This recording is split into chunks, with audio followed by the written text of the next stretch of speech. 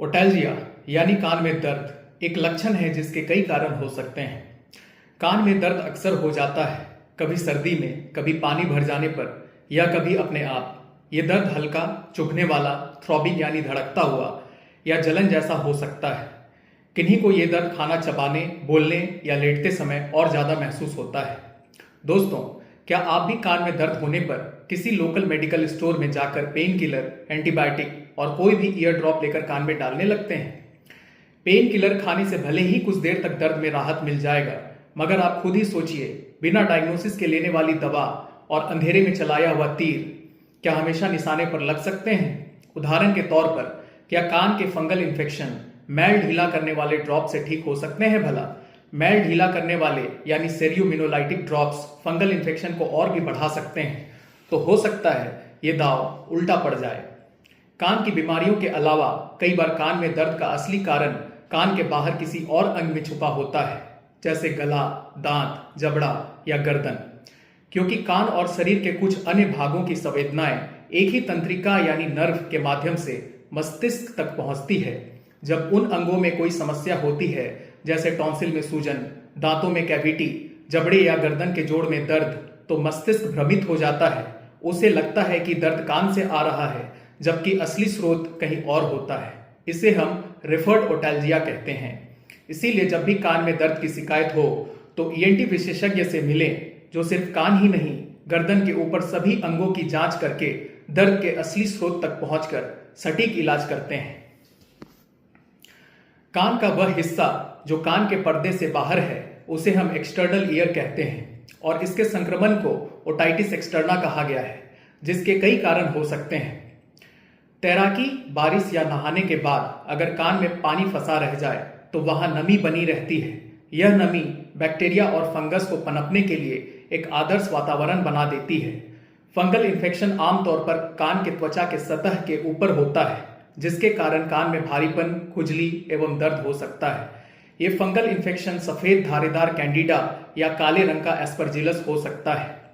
कान में खरोच या चोट, अगर आप कान खुजलाते हैं या तिल्ली, रुई, पीन डालते हैं तो इससे त्वचा में सूक्ष्म खरोच लगती है।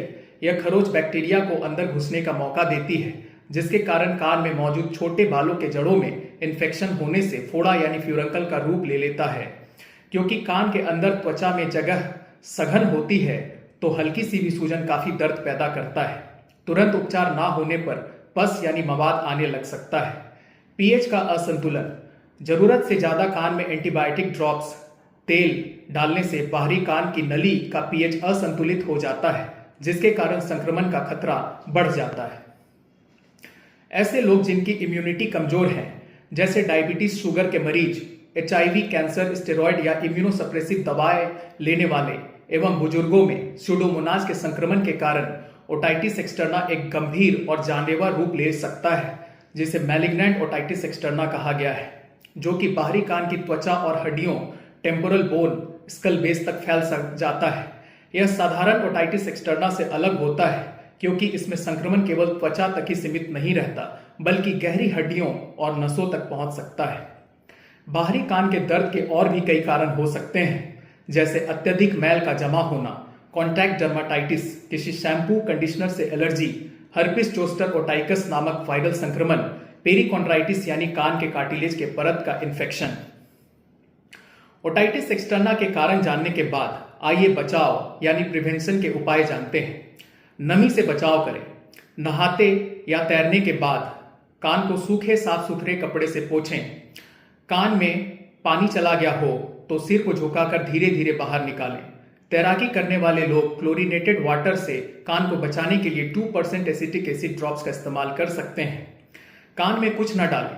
ईयरबड्स, रुई, माचिस की तिल्ली, पीन या उंगली कान में डालना बंद करें। हियरिंग एड ईयर प्लग्स का लंबे समय तक प्रयोग करने से बचें। अगर कान में खुजली है तो त्वचा को खरोचने से बचें। हाइजीन का ध्यान रखें।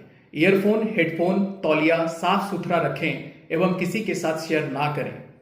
कान को साफ करने के लिए डॉक्टर की सलाह लें, खुद से सफाई ना करें। ड्रॉप्स का सावधानी से प्रयोग करें। ड्राइंग ड्रॉप्स जैसे अल्कोहल बेस्ड ड्रॉप्स का प्रयोग डॉक्टर की सलाह से ही करें। बेवजह कोई भी तेल ना डालें या घरेलू नुस्खे ना अपनाएं। दोस्तों, अगले वीडियो में मैं एक्यूट ओटाइटिस मीडिया यानी कान के पर्दे के अंदर होने वाले इन्फेक्शन से कान में दर्द के कारण एवं बचाव के बारे में जानकारी दूंगा। धन्यवाद।